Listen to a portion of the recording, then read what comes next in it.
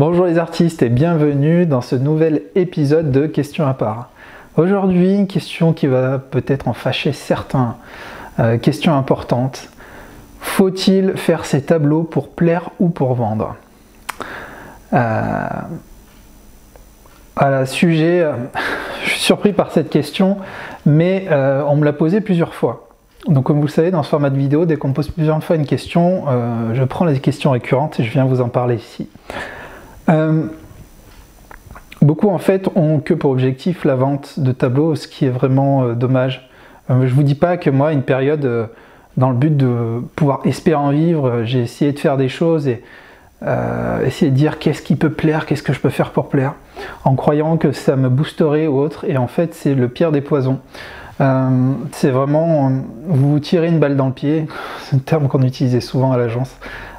C'est vraiment, vous allez vous tirer une balle dans le pied en raisonnant comme ça, parce que les gens, vous allez rapidement vous en rendre compte quand ils ont un coup de cœur pour un tableau, ils ont un coup de cœur pour vous, pour votre art, pour ce que vous faites, et pas pour un tableau que vous aurez copié quelque part ou essayé de faire. Donc c'est très important de croire cela. Comment voulez-vous que quelqu'un ait un coup de cœur sur votre tableau, alors que vous, sur la création de ce tableau, vous avez cherché, vous n'avez pas mis de passion, vous avez tout simplement cherché à reproduire quelque chose que vous avez vu, ou vous avez axé votre création dans un objectif de vente. La passion, elle s'effrite, elle meurt complètement si vous raisonnez comme ça. Et donc s'il n'y a pas de passion dans votre tableau, comment voulez-vous transmettre une émotion dans votre toile après un vendeur? Donc finalement, vous faites tout le contraire de ce que vous souhaitez, du but escompté. C'est vraiment dommage. Donc non, accrochez-vous. Essayez vraiment d'avoir votre style et continuez à pratiquer pour le trouver. Pour trouver votre style, comme je l'ai dit, la pratique, l'expérimentation, apprenez de vos erreurs.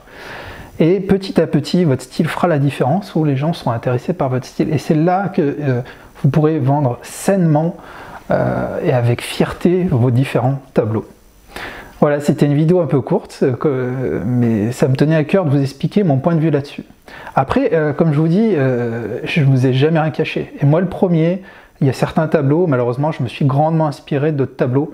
Ça fait partie de ma phase d'apprentissage. Et c'est quelque chose que je ne fais absolument plus. Et voilà, de toute façon, vous ne vous rendez pas service, il n'y a aucun épanouissement dans le fait de travailler de cette façon-là. Donc je vous recommande vraiment de vous focaliser sur le vous, sur votre art, sur vos créations, et vous verrez que ça paiera forcément. Voilà. Je vous remercie d'avoir regardé cette vidéo. N'oubliez pas de vous abonner en dessous et de cliquer sur la petite cloche pour recevoir les prochaines. Et je vous dis à très bientôt pour un nouvel article et une nouvelle vidéo.